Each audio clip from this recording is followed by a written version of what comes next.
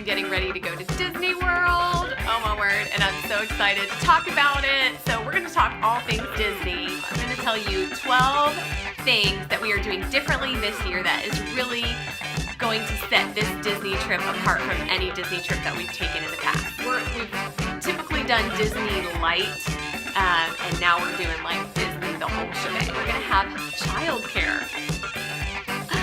So, which means we get to go on a date night. Wait to see what's on the menu. I can't wait to try new things. I take pictures of my food. I think about food, and we'll have the dining plan, which is great. But we're paying for that, so. Hi guys, welcome to my channel. If you're new here, my name's Danielle Warren. Today we're gonna be talking about Disney because I do love to travel. I love experiences, and I could probably talk about Disney ad nauseum. My husband can only take so much of Disney, so this is kind of a fun little outlet for me. He humors me, but let's just say like he doesn't really want to talk about it all the time. So I do have family members that enjoy talking about Disney, and so I kind of get it out of my system there. But my family has gone on 3 Disney vacations since I've been married and had kids. So I used to go a lot growing up as a child, but since I've had little kids, we've started going yearly, and we've kind of done Disney some different ways based on the ages of our kids. This year is going to be drastically different in a lot of different ways. These are my 12 ways that this vacation is really going to be drastically different and really kind of our dream Disney vacation. So let's jump in. Number 1 is that we are going for a longer period of time than we have ever gone before. When we were just starting out going to Disney, our first year, we only did 2 park days, 3 nights in a hotel, super low key. I had a 6-month-old and a 3-year-old. We didn't even really do a lot of planning. We planned meal reservations at the last minute. We just didn't have much scheduled.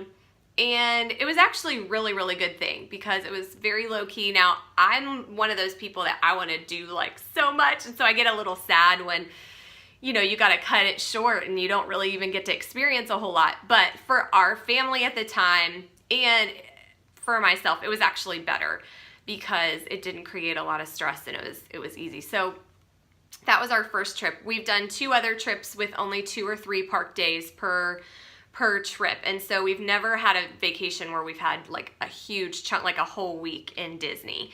So this year's going to be totally different planning wise and financially and, you know, everything. So we're actually going to be spending about 11 days in Orlando as a family. I'm actually going to be driving in several days before my family and meeting my mom down there for just kind of a girls trip, and we're going to get to resort hop. I've never resort hopped before, and I'm really excited just to go to all these different places and experience them and check them out and eat different foods when we go and kind of do the adult thing with my mom, and then just enjoying the Orlando area as well. And then my husband and our 2 girls are going to be flying in and spending a few days at the resort off property with us, and then we're going to be going on to Disney property. A lot more time in Orlando makes me feel like I can like enjoy things and take it a little at a time, and I don't have to like try to cram everything into 3 or 4 days. Number 3, we are not going to be doing birthday parties this year for our girls. Normally we'll do like a big birthday party at our house and invite some family and friends. And this year we decided instead, since we're doing this big Disney vacation, that we're just gonna celebrate our girls' birthdays in Disney. And how fun is that? But it's gonna save us, you know, a little bit of a headache on birthday parties when we get back, a little bit of money on that. Obviously, we're spending a good amount in Disney, but just we won't be spending extra money on a party. We're doing a special princess breakfast for them. We're basically taking 1 day of our trip and saying like, this is your birthday celebration day. We'll be celebrating it over the whole course of the trip, but we're actually having like a breakfast with the princesses. That's going to be their birthday breakfast. And then we're going to go to Bibbidi Bobbidi Boutique to let them get a princess makeover for their birthday. So that's kind of our fun little birthday treat for them. Number 4 is that we're actually going with my entire side of the family. I've never done like a family reunion at Disney World. We really haven't been together as a family a whole lot, just because it's hard to get 19 people, you know, in one location at the same time and accommodate that. It kind of happened accidentally or gradually, but it just ended up that everybody was able to work it out to come to Disney at the same time. In the past, it's just been the four of us, my husband and my two girls. And then last year we met my dad down there and he enjoyed a vacation with us in Disney. But we've never done 19 people. So the planning process, the strategy, you know, there's so many more people to think about when you're doing a trip with 19 people versus 4. You have to be a little more flexible when you've got larger groups, and there's a lot of communication that needs to happen and a lot of extra planning. It's going to be different. Excited to create some really fun memories. It's probably the only time we'll ever do something like this, so it's really going to be something that we remember. Number 5 is that we're actually staying in 2 different resorts. We've done this in the past where we drove down to Orlando and stayed in a hotel the night before. You know, the night we drove down, we got a cheaper hotel somewhere and just stayed there, you know, somewhere that had continental breakfast, rested, and then went to Disney property for the rest of our vacation. But this time, I actually earned a week-long stay at a resort of my choice through my work, and I was able to use it for Orlando, and just so happens that it worked out for me to do it the week before our Disney trip. So I'm treating my mom to a couple of days in Orlando at Kingstown Reef. We're gonna spend a week there. We're gonna go to Epcot and Animal Kingdom 2 of the days, but we're also gonna have some just like pool days as well and kind of low-key days. Then we're gonna check into Animal Kingdom Lodge after our stay at Kingstown Reef is over. Number 6 is that we are renting Disney Vacation Club points for the first time. This was a whole new thing for me. I've always either booked my Disney vacation straight through the Disney World website or gone through a Disney vacation planner, which is super, super helpful, and I highly recommend those, especially for people who are newer in the whole Disney vacation planning thing, or if planning's just really not your thing, or it stresses you out, or whatever. So not everybody really like eats it up like I do.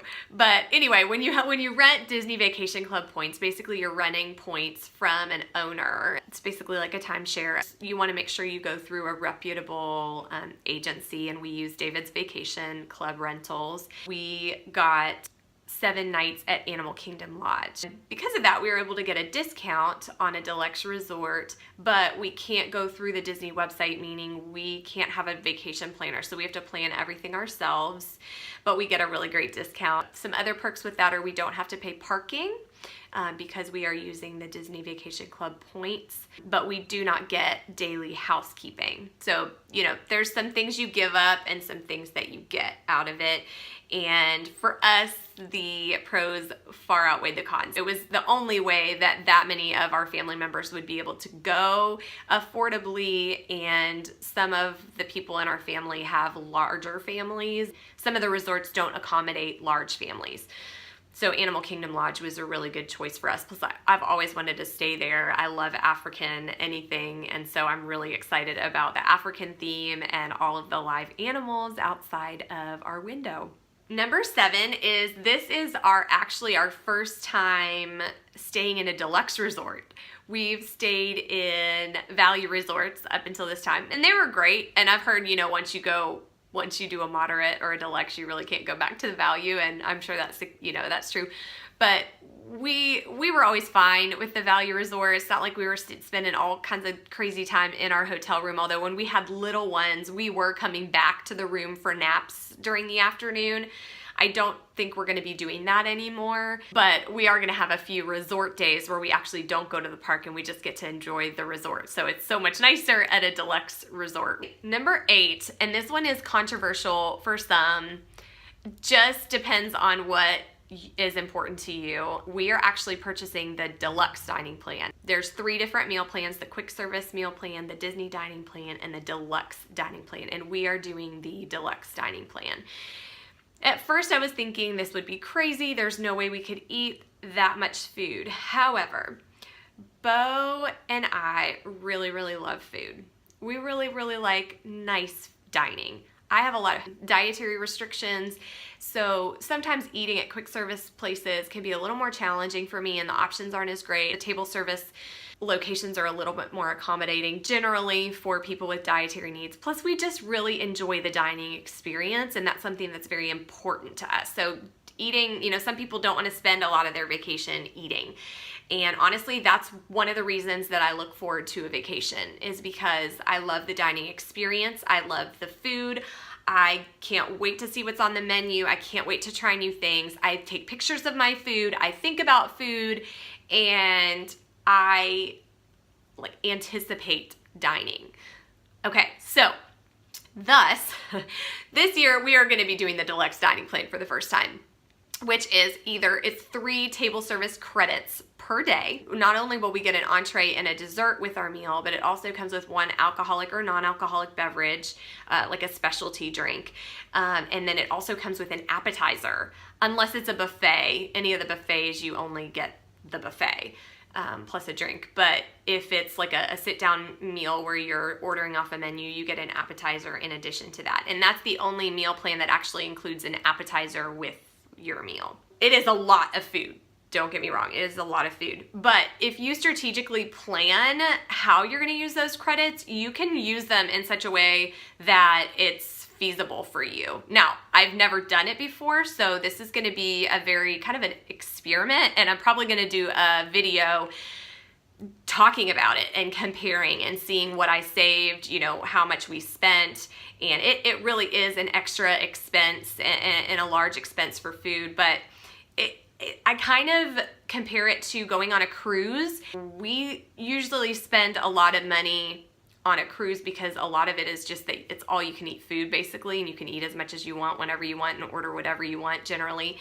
And we love that. We love all-inclusive places, and we love cruises because we really look forward to just enjoying it and not worrying about what's coming out, what we're paying for every single meal, and ordering what we're gonna order on the menu or what we shouldn't order because it's too much money. And I would just rather get what I want and not have to worry about it.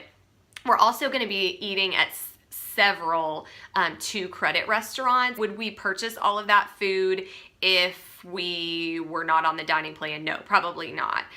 We're probably gonna eat more than we normally would. But again, that's what kind of vacations are for. It's you do things that you love and you enjoy, and it makes you excited. And that's something that's important to us. So we're doing the deluxe dining plan. All that to say that. Okay, this is the first time that we are not using a vacation planner.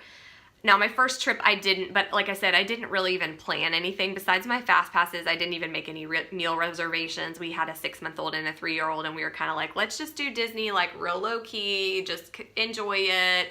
We don't have really high expectations or anything. But after that, I did use a vacation planner, and I highly recommend it for people, especially who are newer to Disney, who really don't want to take the time. It really does take hours and hours of planning if you're not familiar with it.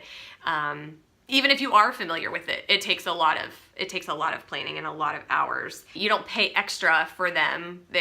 Disney pays them a portion of, it's not like you're paying extra money for your trip or anything. It makes it really nice though. They have a lot of expertise and knowledge and insight into the best ways to do things, and they can give you really, really good advice for planning your trip and really help to customize it for you. That being said, my sister and myself and my sister-in-law, we all really enjoy planning, and we've really had fun with this process, and it's kind of been a hobby for us. We really had to think about, all right, what are we gonna do for our dining? Which day are we going to which parks? How are we gonna do our fast passes? I'm gonna do a whole video on fast passes too for a large family, because it was very interesting how we were gonna plan who was scheduling fast passes for who and how we were gonna coordinate that.